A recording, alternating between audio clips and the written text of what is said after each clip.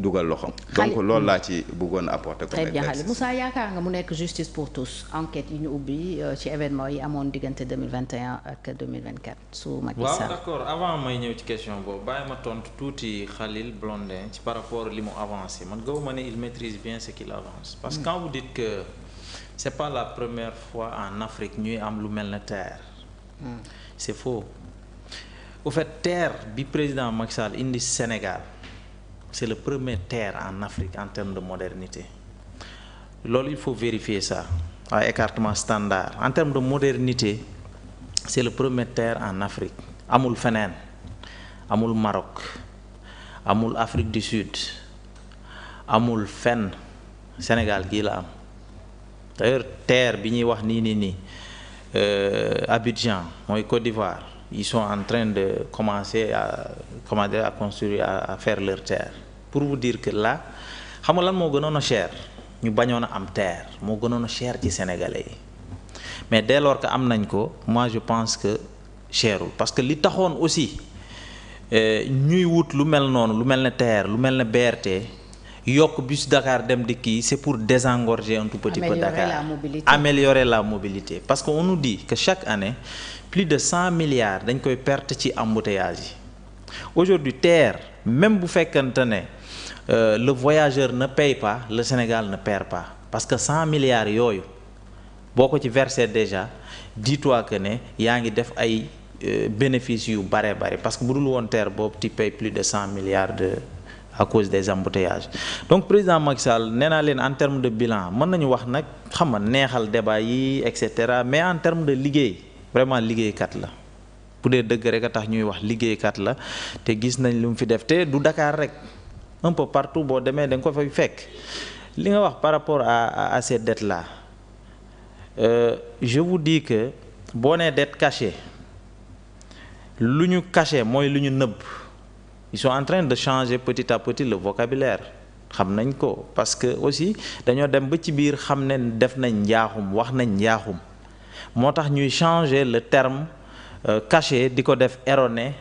parfois xam nga falsifié et cetera ñoo ngi adoucir un peu les mots mais loolu du leen ci génne en réalité parce que li ngeen wax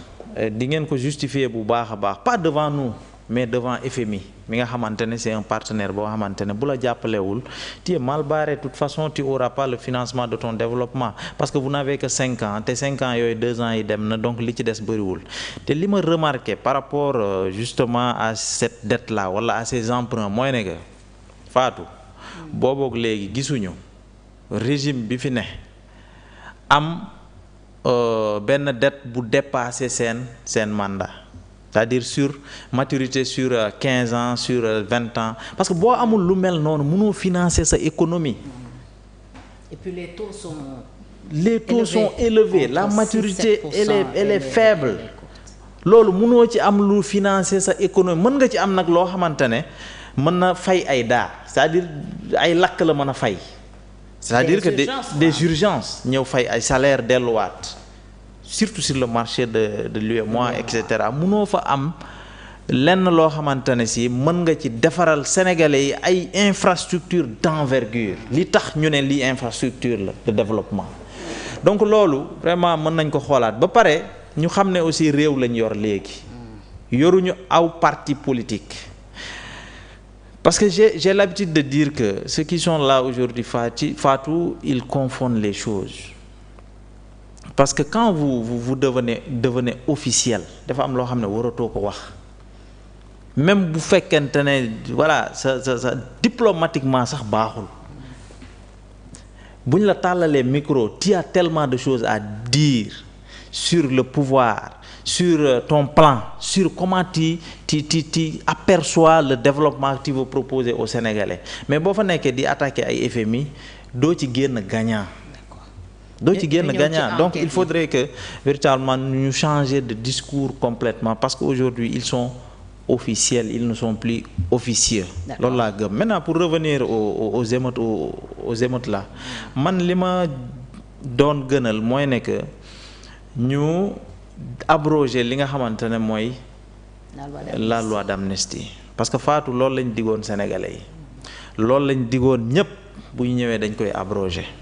mais malheureusement bi ñu ñëwee parce que boo ko abrogé wul toute façon doo mën a juger ñenn ñi je ne te parle pas de ñoom Touré et cetera ça c'est autre chose quel que soit Alpha ñooñu mën nañoo porter plainte et cetera ñu dem ci yoon encore que gis naa Pape Alé Niang sax bind benn publication genre mise en garde pour dire que l'État c'est quelque chose de très sérieux une nation mu ne nañu protéger les institutions. il faut protéger les institutions li fi xewoon 2021 2024 lu doy waar la ba pare am na loo xamante ne si Blondin n'est pas informé moi-même je ne suis pas informé yow vous n'êtes pas informé ceux qui sont informés ou celui qui est bien informé c'est l'État dafa am ay démembrants am na loo xamante ne ils ne disent pas tout mais am na loo xamante ne véritablement mën na neexal débat comme j'ai dit tout à l'heure ñuy waxtaan ci plateau yi et cetera mais duñ ci xuus. mais ni ñu koy defee yaakaar nga ne yëf yi dina maintenant nag da doon neex ñu abroger la loi sur l'amnistie xam nañ ne mënuñu ko abroger parce que man quand tu dis que tu n'es pas d'accord avec la loi d'amnistie boo ñëwee da nga koy abroger à la place de abroger nga ne da nga koy interpréter même interprétation boobu sax. Ils ont servi une copie boo xamante ne c'est truffé de fautes d'anticonstitutionnalité ba tax conseil constitutionnel delloo leen seen copie ne leen lii ay fautes yi neen la c'est pas possible lii interprété woo leen da ngeen ko modifier. créer une nouvelle loi. da ngeen créer une nouvelle loi mënta ne mënta am fii ci réew mi conseil constitutionnel delloo leen ko mais ana 4000 cadres ya mais ana les conseillers sur le plan juridique. Du président Bassirou Diomaye Faye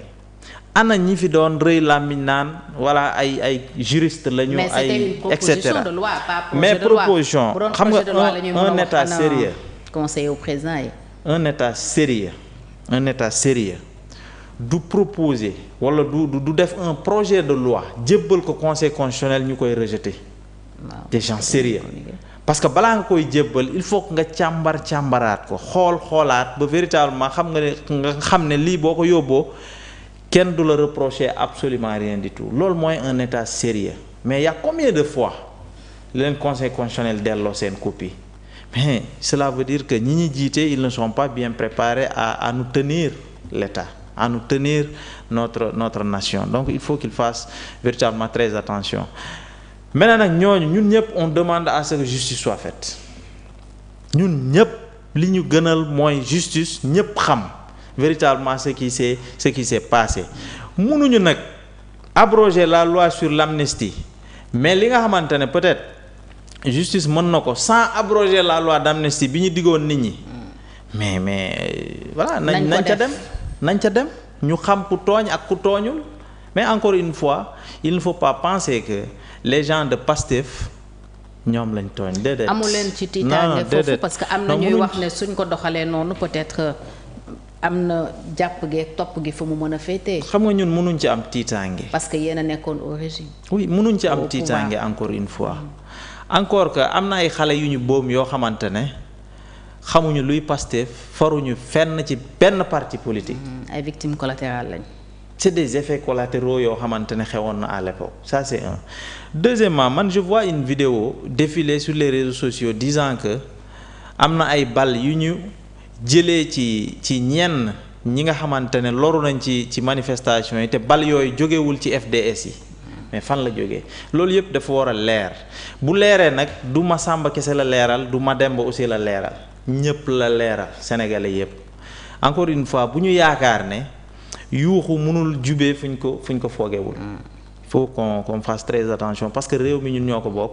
te encore une fois ku tooñ moom nañ ko teg ci yoon te gëm naa ne ñi fi nekkoon à l'époque le président Macky Sall ak tous ses collaborateurs gëm naa ne liñ fi nekkee woon mooy aar sénégalais yi et véritablement protéger toute la nation protéger la république surtout loolu moo fi xewoon. D'accord Khalil sauf boo bëggul rebondir ci dara. mun nañu wax ci reddition des comptes bi. waaw bon après waaw ma ñëw ci rek. waaw voilà da ngay ay poser non ça dépend ci yow. voilà donc pour revenir un peu rek par rapport ak terre bi wala yu demee noonu. c'est-à-dire que ce qu'il faut. non débat boobu duñ ko tëj. jàll non tey ñoo bàyyi ñu gën a leeral rek. xam nga des fois sénégalais yi duñu comprendre lu ci bari naka lay dem.